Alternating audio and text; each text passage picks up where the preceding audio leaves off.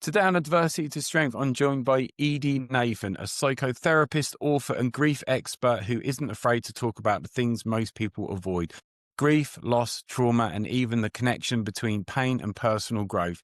Edy's work has helped thousands of people navigate the darkest parts of life with honesty and courage. A survivor of deep personal loss herself, she brings both professional insight, lived experience to her approach, showing that grief isn't something to get over, but something we learn to live with and grow through. In this conversation, Edy and I explore what it means to face grief head on, how trauma reshapes our identity, and why embracing vulnerability can become the foundation of strength. This is a powerful, compassionate, and real discussion about the courage it takes to heal. Edy, thank you so much for coming on the podcast today. Thank you so much, Lee, for having me here today. Yeah. Thank you. Take us back to the beginning of your journey. Where did that start for you? Everyone's journey starts at different times, but I would say that for sure, everyone's journey begins when we're born and that Yeah. umbilical cord gets cut.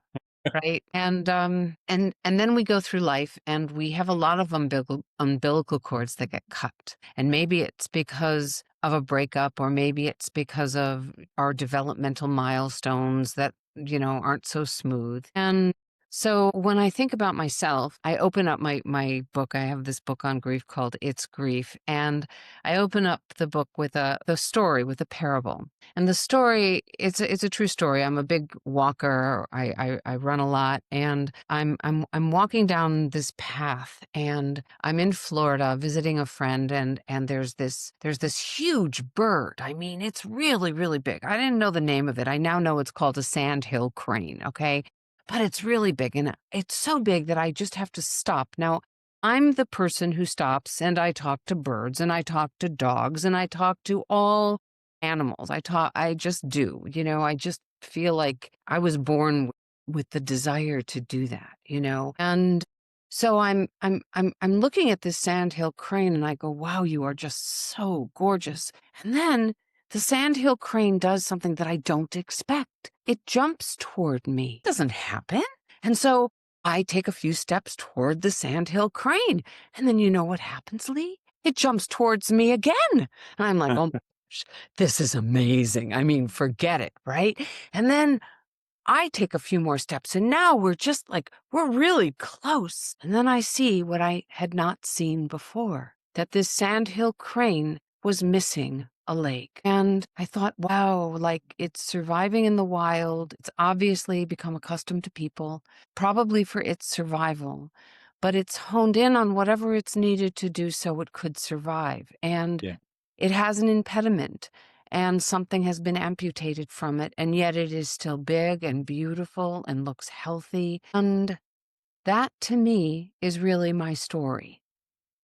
That I had repetitive moments where something got cut, where something got taken away, where I felt like was walking around with something amputated, whether it was self-assurance or a sense of self or personal identity or knowing how to live within the social milieu or even within sexual identity. And so from certainly the losses that I've had since I was a little girl to really not so much now, but certainly in my 20s, in my 30s, in my 40s, going through a divorce, and then the deathing of my parents. So there's an interesting thing about grief and this sense of something that's been taken from you that you can't replace. And there's a hunger, right? And a yearning.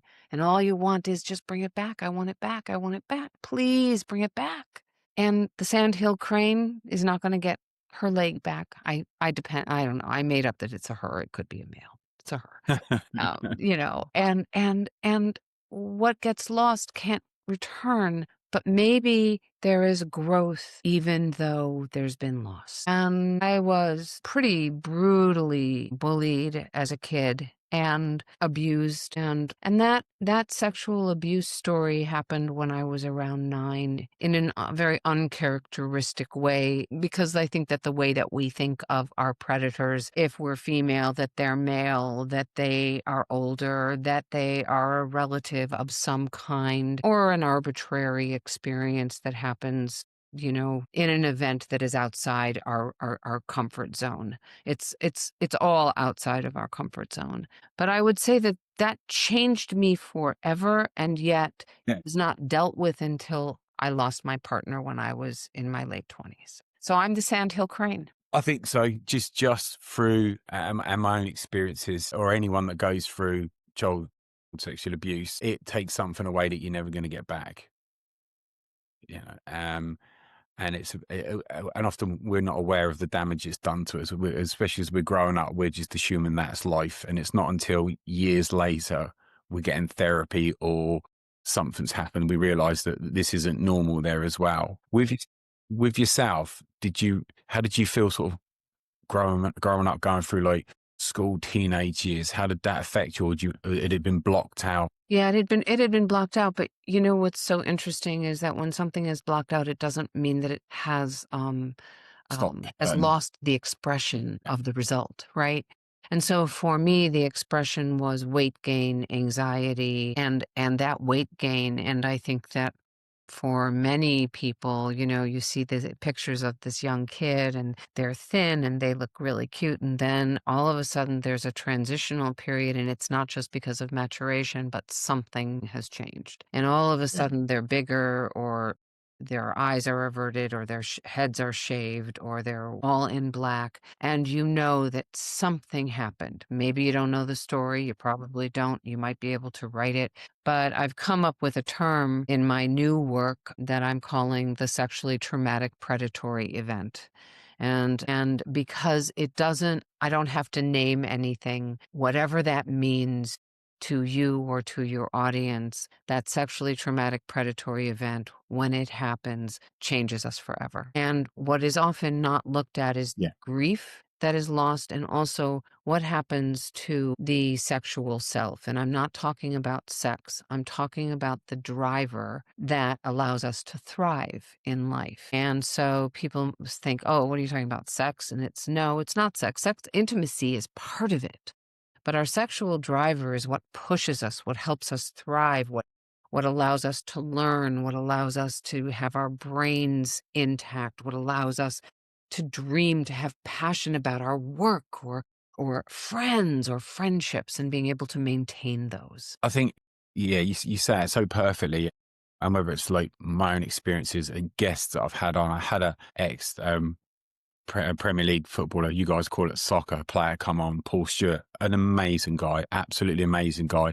He inspired me to speak out about what had gone on with me. It's just unbelievable having him on the podcast. And he was abused by his football coach for several years. He said that the abuse was terrible, but it wasn't the worst part. The worst part was as he got older and as an adult, and the pain that it was causing him. And he had strived to reach a high level in football, which he did. He played for the national team, played for some really big teams. And I remember him as a player, and he was a very good player.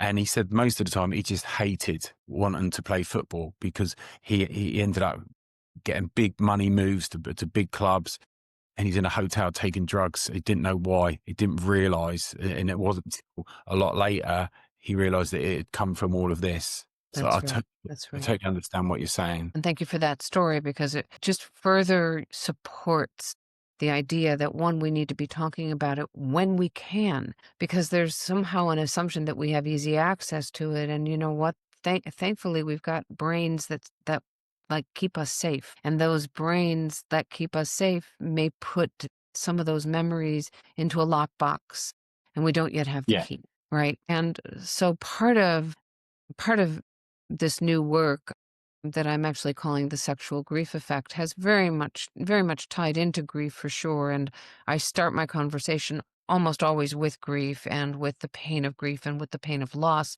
But Yeah. oftentimes, and you know this, Lee, that we don't necessarily just talk about loss as it relates to the loss of a loved one, because certainly we can identify grief there, but it's harder to identify grief in the loss of self and the loss of identities, the multiple identities that we lose after, a predatory event or a developmental hit. And those developmental hits can happen, you know, the normal developmental like spectrum that we all go through. There's a lineage. You're born cutting that umbilical cord. That's certainly a deathing, if you will, and a grief, and how that's handled by the people who raise us, that can have an incredible effect on us, and whether we're wanted or we're not wanted, and for sexual experiences, or for women, and even if your audience is primarily male, and I don't know whether it is or it isn't, but if as a male you are in relationship with a woman and that woman had a horrific experience around her menses, then not only will you find her perhaps every month being very reactive because of whatever might be going on in her body, but there might be something emotionally that's going on, like her body somehow remembers that first time where she believed she was bleeding to death. And it was never dealt with. And she may not even know why she has the reaction she has. And for sexual experience or within aging, I mean, we can see that people are captured by these developmental experiences that create a sense of being imprisoned. And until we can start to deal with it and talk about it, thankfully, we're talking more about ED. Thankfully, we're talking more about menopause. Thankfully, we're Yes. talking about more of that because people really are affected and they feel like they've been kind of taken hostage. And that's what, a predatory event does too, is it imprisons us. It does, and unfortunately, it destroys. It's why, I mean, it just enrages me because Yeah, with what somebody can do, and there's no excuse, and that is never an accident. That person's made a choice to inflict that onto another person. that's right. And That's it's impossible to be the child for it to ever be their fault. And I explain that because predominantly most of my clients, that's what they've been through. And the that's thing is, what scares me is that it's not that I specialize in it now, but it's not me advertising this is what I specialize in. It's because the vast majority of my clients come to me, and that's the problem, which is frightening. that's But right. I find that with so many people, it just affects their lives in every single aspect, especially like relationships. They can't maintain relationships for so many different reasons. You can't get intimate with yourself, right? I mean, you're saying it. I did some research at the start of the year. I did a course on it as well, which was my therapist said to me, uh, I said to her the books that I bought and what I was looking to do. And one of the books I was reading, it's only about 160 pages. And she said, it's a brilliant book, Lee. Don't try and read it all the way through. Just read 5 pages at a time. I was like, oh, yeah, I will do. I tried to read it all the way through. 5 pages in, it's a brilliant book. I was mentally drained. I was having to go to sleep because there's case studies, that kind of thing there as well.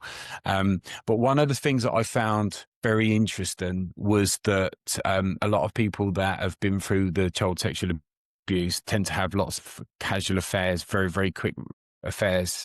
And I was always fascinated as to know why. Apparently, you've got, and it does make sense, especially with what I know now, you've got a 2 year window in a relationship where all of the exciting meeting that person, the sex is different, and finding out about a new body, all these different things, so many things can paper over the trauma. But then as time goes by, it wears off, and then that person can then start feeling traumatized with their partner, and their poor partner has no idea why that person suddenly doesn't want to have sex, suddenly doesn't want to be touched. And I found that really interesting. And that's a lot of the work that I've done with clients, is to actually make them aware of that. It's really great. It's really great because in when the excitement and the honeymoon phase wears off and all of those wonderful pheromones that are firing in the brain and the body reduce, then you come back home to yourself. Yeah. And it's like the way that so many people use avoidance and distractions there. Eventually, it catches up. It becomes unavoidable. That's right. That's right. Which is why there's rampant drug use or there's pornography and there's nothing wrong with pornography if you're using it, one, with consent, and two, not for an escape. I mean, everybody, and of course you're doing it safely and, all of that. So Yeah. it's not about a judgment of pornography. It's how it is used, just like anything. When it's used to help you disappear as part of your dissociation, then that's where it becomes something that needs to be understood and looked at and cared for and held. And it is so hard because when what we're talking about, and I've experienced this, is self-loathing. It's bigger than shame. Yeah. That self-loathing and that sense of disgust and what you're walking around with is so prominent. And all you can do is just keep running and keep moving and hope that it doesn't catch up with you. It just, it's incessant. And Yeah. it's just like a chatterbox. And it's like, go away, go away, go away. And it's like, it's not going. Yeah. And for me, I think just a lot of things kind of just in life, but especially that the hardest part for me is acceptance. I think if you can get acceptance, it will set you free. But I think that's the hardest thing to overcome, because you then have to accept what actually happened to you. You've also got to accept, often it's your caregivers. In my case, it was my parents, and predominantly, and the fact that the people that was meant to keep you safe and protect you did the complete opposite. Yeah. And went out of the way to do that. And then be in denial about it, even if one sat in prison, you know. So that's the hardest part. And the other part of acceptance is that, as my therapist is very blunt, says to me, that it's something that you'll be working on for the rest of your life. And That's right. And thank you for saying that, because what upsets me is this idea that I think gets somehow out there, and I'm not blaming anybody, but that this is going to be the cure. You're going to get better. And somehow getting better means it's all, "Oh, you're better. The wound is, you're all healed, and now you can just go on with your life." And no, it's not about forgetting. It's about, how am I going to remember this in such a way that it doesn't take me down time and time again? How am I going to live my life knowing that this, I'm going to have to dance with this? Yeah. The full name title of my book on grief is It's Grief: The Dance of Self-Discovery Through Trauma and Loss. And I use dance because I see it as a partnership. And it wasn't written really about trauma. It was really written about grief. But that traumatic imprint, which is a term that actually Freud created, not mine at all, but that traumatic imprint of grief and of behaviors that betrayed your body and your mind and your heart and your soul. Well, Yeah. those imprints, it's like a slap mark. The slap is no longer there, but the mark remains. And how do you live with the mark? So you talk about acceptance, and I completely acknowledge that that's what you talk about. Frankly, I have a very hard time with that word. I have a very Me too. hard time with that concept. And for a multitude of reasons, and it's in no way to disagree with you. It's just, for me, a yes and. And so I hope you hear it in that way, Yeah. okay? But my yes and is, when my partner died and everybody was like, "Oh, you're going to forget about it and you're going to go on and you're going to marry again." And it's like, can I swear? For it. I call bullshit on this. So, I realized that this idea of two things, acceptance and closure, were not going to be my words, because there wasn't going to be closure, and there was. Definitely not. Acceptance, you've had to accept that in a therapeutic way. I'll keep it short because I really want to hear yours. No, I want to hear what you have to say. Like my therapist said, and unfortunately she's right about pretty much everything, which infuriates me in therapy sessions. That, she said, if I want to move to the next stage of healing and processing, I mean, it's a scar that's forever. You're never going to fully recover. It's a vase that's been shattered, and you're gluing it back together as best as you can. And you have to accept that. That's right. So And sometimes the glue melts. Sometimes the glue melts, and it's like, yes, wait a minute, that was glued. What it's just not like happened? no straight line. It's like up and down and Yeah, around. it's Slowly. jagged. Yeah. So she said, in order for me to get to the next stage of progressing in healing with everything, you have to allow yourself to accept, because for years, you'd hold on to anger, which is no point holding on for anger. You're the only one that's suffering. So to get to that accept, and I don't think I'm even fully there on the acceptance stage. So it's still a process there. But I do get what she means, that once you accept what is, you can accept it, and then you can actually focus on working on yourself and healing. That's but right. The closure, for me, you'll never ever get closure. You can manage it. No, and what's interesting is that right now there are so many really peer-reviewed articles on closure not being a thing anymore, there is not a closure. And I'm thrilled that people are actually writing about it and studying it, because closure just kind of means that it's done, and the story isn't done. The story is it just keeps pulsing, and it's alive in you. And you know what? I want it to be alive in you and in me. Otherwise, we're canceling us. And Yeah. I don't want to cancel myself. I don't want you to cancel you. No, you I want to be want the your best. story to be alive. So what I've replaced acceptance with, and I understand how your therapist, and she sounds, or he sounds amazing. And Yeah. and the idea of, yes, I am accepting that this happened. I have replaced it for myself, and in my process of I'm integrating, and I'm integrating this in such a way, and in with a language that says it is the dance, it's the integration. Yes, I'm holding this, and today I hold it in my gut. Sometimes I hold it in my heart. Sometimes it's clutching me in my throat or in the back of my neck. But I've integrated it. And do I accept it? I acknowledge that it happened. So in that way, yes, I accept it. I know it is true. But for me, my hardest part was the fact that it was girls a year older than me. So they were 10 when this happened. And what I learned to accept was the fact that in order for them to know to do what they did, it had to have been done to them. 100%. I've had this conversation many times with And every clients. time I say it, I get chills. Yeah. It's not on their radar. It's not on their radar. Not born thinking we're going to do this to somebody. So that, for me, in my experience, is they've had to be exposed to that, or they've had to physically have gone through and not on a one-off. That would have been absolutely a consistent basis for it to be normalized. That's right. And probably with yourself, they were trying to figure it out. Totally. Right. Right. So I'm using the language of integration. I've changed, we used to talk, there's a lot of in grief about, denial, and I'm not calling it denial anymore. I'm calling it resistance. And it's because I feel like rather than denial, you're just resisting those next phases, because it's hard to even imagine being able to go on. It's hard to dream. It's hard to have hope. And you can capture hope. You can say, oh my gosh, like this great thing just happened.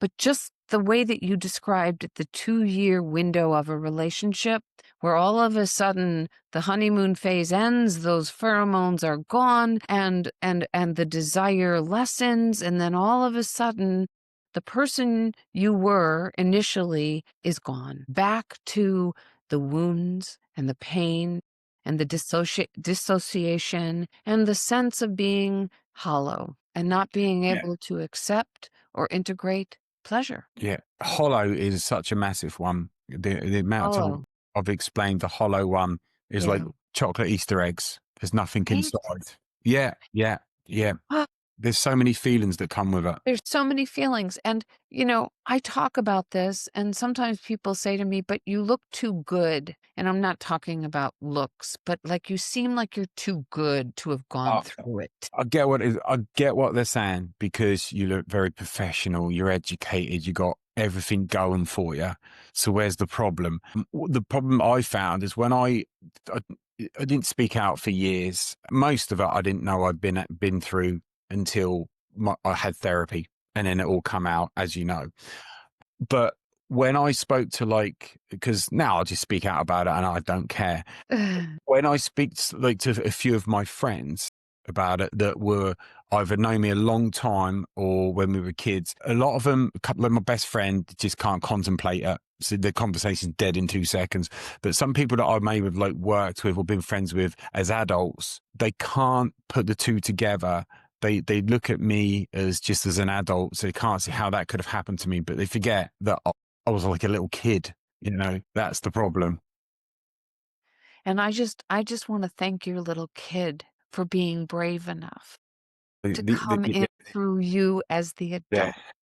Because right now, as you're smiling, I feel like I see him. Yeah. I just want to thank you for that, It's that inner child. that inner child. I mean, he's right there, and the way you just smiled, it was like, "Oh my gosh, look at him.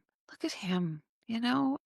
And you're so right, like, some people just don't wanna talk about it, and what I think people don't understand is, though I'm a clinician and I write and I write and I'm out there, that I have my dark moments still. Yeah, Okay, and those dark moments can look like the door is closed, the room is dark, I don't want to go out, I don't know what to say, I'm speechless, and the self-loathing has visited. And yeah, that's the imprisonment. That's when I've been held hostage once again. And it can be because I don't know, like I applied to a conference and I should have gotten in and I didn't get in. And it's not an ego thing. It's like I just want to get this message out, and why can't I get this message out? And then there's that self-deprecating messaging, and it's like the hostage taker, which is inside of me, starts to take over. And that's why, because of my own pain, that I just started to think about, well, what is the answer to this person, this part of me that's been being held captive?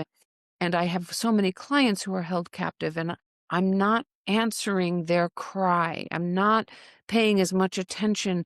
And that's where, Lee, I started to create something that I call the Liberation Protocol, which is actually um, a, a bastardized version of Chris Voss's hostage negotiation strategies, and taking a psychological perspective. So though he starts with curiosity, I start with embodied curiosity. And that the first thing that I needed to do was embody my own curiosity around what was holding me and what was taking me hostage, and my prison. And the prison was just like steel and concrete. And that's where I start. Like, what is your prison made of? And if you had a key, what would it look like? And on the other side of the prison, what exists? And I think that what's on the other side of the prison is not only like finding liberation, but finding love. And we have this, we talked about this 2-year limit piece. And in that 2 years, it's like love, love, love, love, love, and then it gets dropped. And in that dropping, there's an amnesia of love. It's like we can't remember it. We can't hold on to it.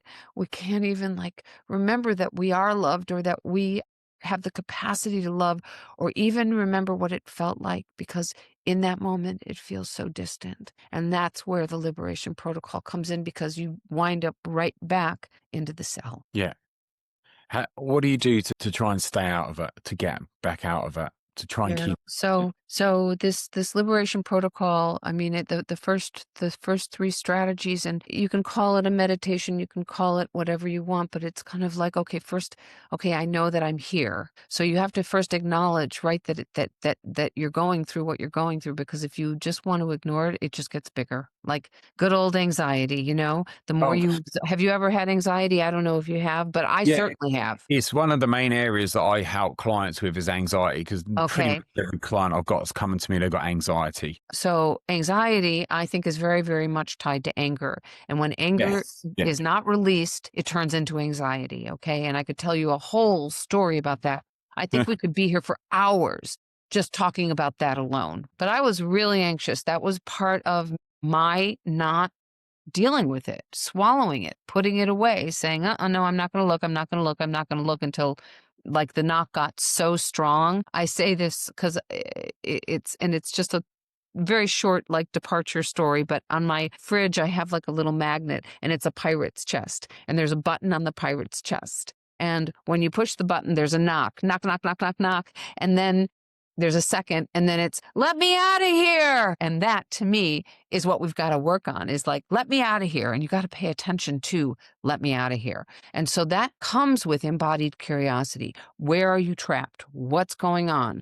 What are the voices? Where is the judge? What's the judge saying? What's the critic saying? How is it affecting my body? Do my feet feel like concrete? Then I need to start moving and tapping my feet.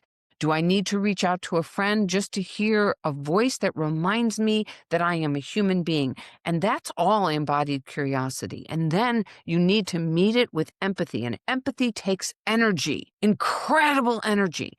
And that energy needs to, like, first it's like subjective, like you've got to think about how you feel, and then how you feel, which is like small. And it's like, okay, so you feel small, but you don't have to be small right now. And you do the self-talk, and you do some cognitive interrupting, which is kind of an EMDR thing, but you can do it all Yeah. yourself. It's like, no, let me remember one good thing. And you have a list of the things, and you carry it with you on your phone, in a notebook.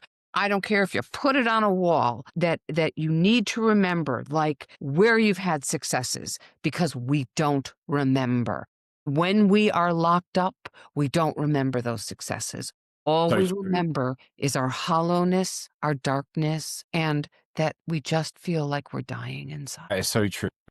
I'm sorry, I got Exactly. very That hyped is up that is there. so great. That's brilliant, and it's so true. When it's like you're always thinking about what you don't have instead of what you do have, but when you've got that trauma that's caught up with you, it just overwhelms you, and That's it's right. easy to get trapped. Then you're going down the That's road of right. feeling depressed again, and That's right, and you don't have then you've any got the agency. no. That's right, So and you have an amnesia.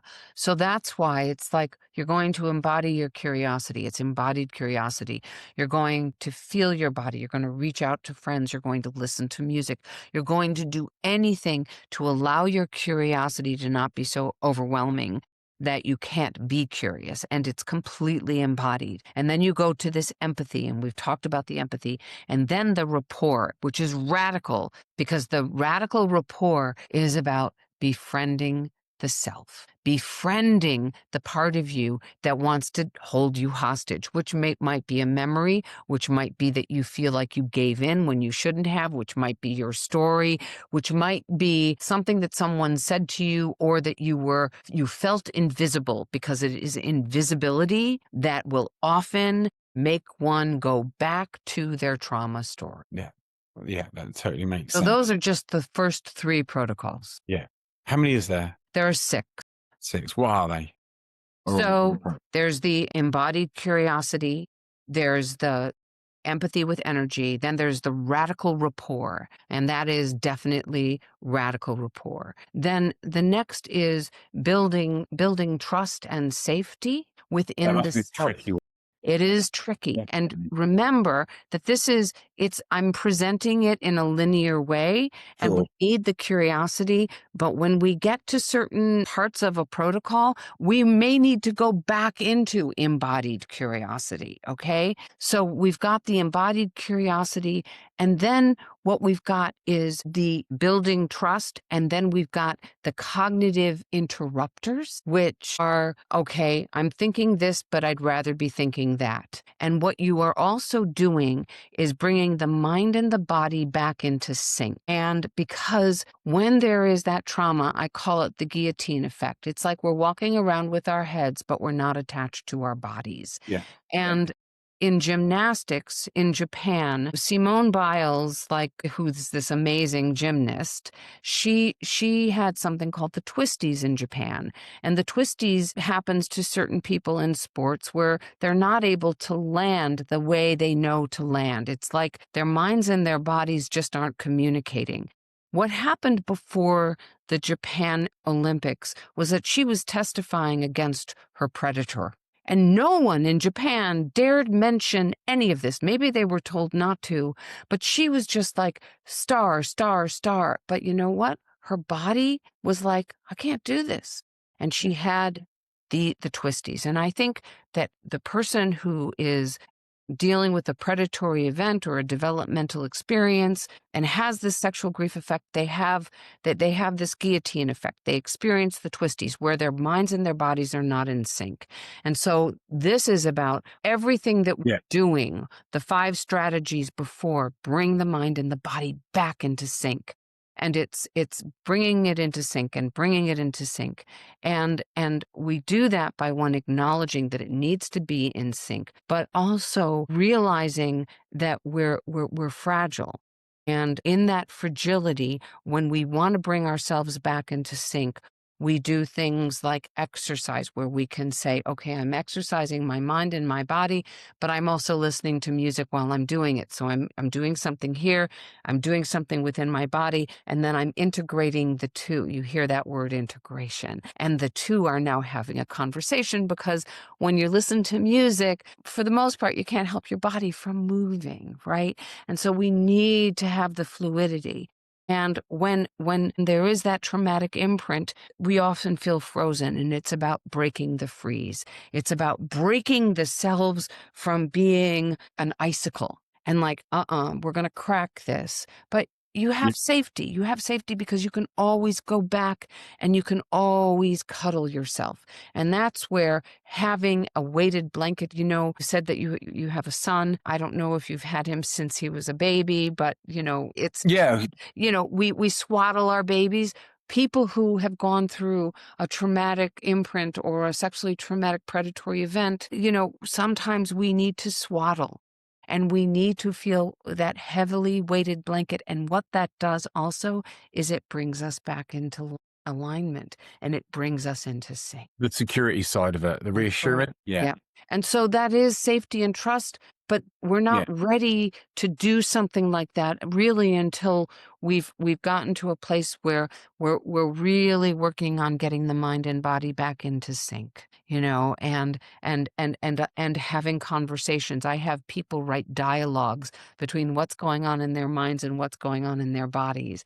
And then they send me those dialogues, and I've written these dialogues, and it's like, okay, so what more does the mind need? And how does the mind need to actually listen to what the body is saying? And how does the body need to respond to the mind in such a way that it doesn't go frozen and it doesn't go into the freeze state, but is actually able to allow itself to be more relaxed? And maybe that's finding flow. Maybe that's, again, reaching out. Maybe it's speaking the truth to yourself. Maybe it's writing something down like a dialogue. Breath work is very in sync. Yeah. Yeah. And what I tell people is because people, and I'm sure if you deal with a lot with anxiety, this has happened to me. And since you've been anxious too, have you ever felt like I can't breathe? I can't breathe. I can't get my breath. I can't breathe. I can't breathe. And it's like that's Oh, exactly how it feels. And your breathing is feeling erratic. So one of the things I'll say is hold your breath. 1, 2, 3. Hold your breath. yeah. That's it. That's what I do. Yeah. And then let it go. That's the You technique I know, use with clients. It's the that's same one. right. And it's brilliant because Yes. you're telling the brain, if you can hold your breath, you're breathing. Yeah.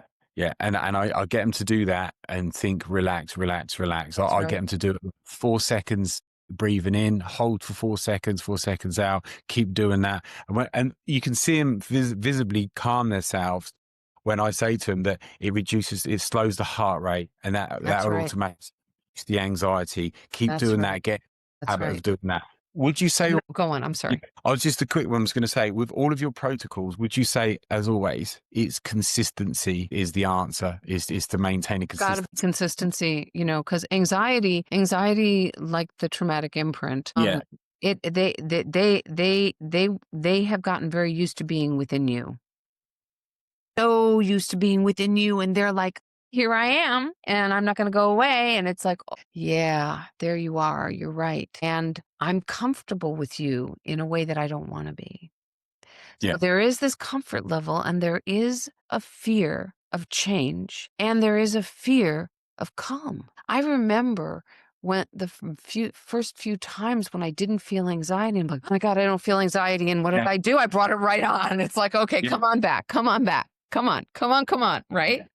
Yeah. And so it's not that. Instead, it's okay, so this is what this space feels like. I'm going to go to embodied curiosity. I'm going to have empathy over the fact that my hostage taker, my imprisoned self wanted to imprison me again, and I had a moment where I was free. Wow, that's how it felt like. It's a little scary, but let me just Yeah. feel it for a moment. Yeah. So another thing that I will do, and there's so many different exercises. We did the breath, but sometimes I will also I will do a heartbeat that we create, and it goes like this: boom, boom, boom, boom, boom, boom, boom, boom, boom, boom, boom, boom, boom, boom, boom, boom, with mind and body. Yeah. That'll calm you down straight away. Yeah. Yeah. And it's not the tapping, to be honest with you, tapping is wonderful and it works for so many people, and Yeah. I'm not talking about the EMDR tapping, but it's this and and when I have been in a very anxious state, I can't remember the order of things, I can't remember how to access it, it's just where my brain got affected during my trauma, but Yeah. I can remember this, and I can remember this, a hug. Yeah. And I can remember just hold my breath. Those things I can. Do you think when you do all of that, it gives you that reset and then Yeah, you can from the beginning again and go and carry on back to where you that's were? right. And the other piece, which is kind of like it's like the seventh piece of Yeah. the protocol, but I don't really have it as the protocol because I think that it's something that we as survivalists, and I don't call us survivors, I call us survivalists because we know what it's like to be naked and afraid in the middle of a forest. Because that's what it feels like. And it Yeah. feels we're so exposed. Even if we're not exposed, we believe we're exposed. And as long as we believe it, then we are. And so I think of us as survivalists. And I like to find new languaging because I think it's important. So the seventh is what I call the warning labels. And we all have many different warning labels that we walk into rooms with, that we go on a date with, that we deal with our kids with. And they're different. So my social, sometimes professional warning label is I'm no longer broken, but I'm still fragile. Yeah. Yeah.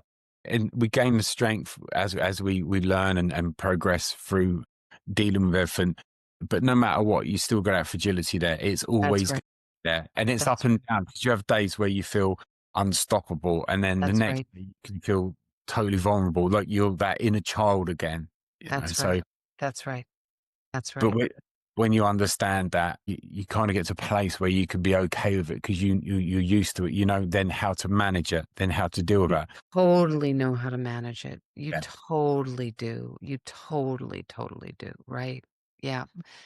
Oscar Wilde had a wonderful quote that I love to use, and his quote was, "To love oneself is the beginning of a lifelong romance." And I Yeah. Yeah. that That's a great one. I think finishing off on an Oscar Wilde quote is not a bad way to end the podcast. Edie, it's been absolutely brilliant having you on the podcast. I've loved having a conversation with you. I love what you're doing, and I love the protocols. They're going to be so beneficial for so many people. Thank you so much for coming on. Thank you for having me, Lee. Thank you.